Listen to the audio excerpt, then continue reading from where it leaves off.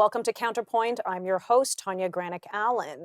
So, what is the status of our constitutional freedoms? How healthy are they? Do you feel your freedoms and constitutional protections are being infringed upon? Well, today we're going to do a constitutional freedom touch point to examine some issues that have arisen and cases that are at the forefront of perhaps many Canadian minds, or perhaps you've never even heard of them. Well, joining us tonight is John Carpay, president of the Justice Center for Constitutional Freedoms, who's going to unpack some of the latest legal issues and concerns that probably you should pay attention to. John, thank you so much for coming on. I appreciate your time. I know you're very busy with the JCCF, so anytime you can afford to us, I'm really grateful for. I'm glad to be with you and your viewers and listeners. Okay, and when we speak of constitutional freedoms, a lot of us still think towards the time of COVID-19 and the Freedom Convoy.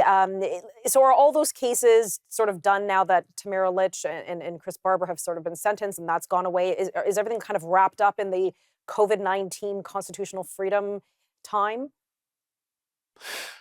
Mostly, yes. The Crown prosecutors in Ontario are trying to seize the truck owned by Chris Barber, and there's oral argument is taking place this week with the decision coming down in probably December, January, February, March on this effort to seize his truck.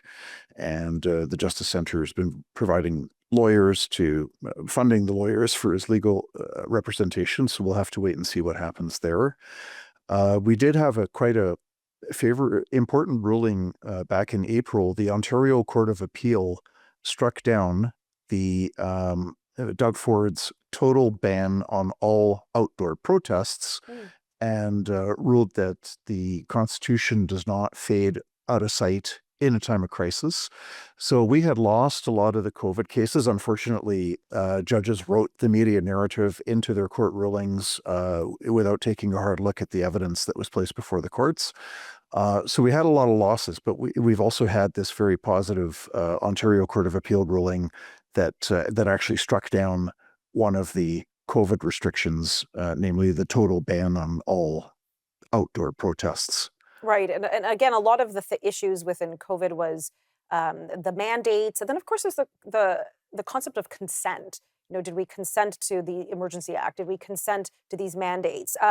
There's a recent report that was discovered called the Manufacturing Consent Report. Could you explain to our viewers what that is and why we should have concerns over it?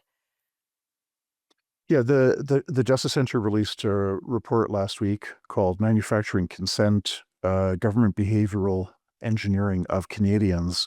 And this report talks about the Impact and Innovation Unit of the federal government, which influenced the behavior of Canadians towards vaccinations. They were using behavioral science to manipulate people into letting go of their fears about the vaccine.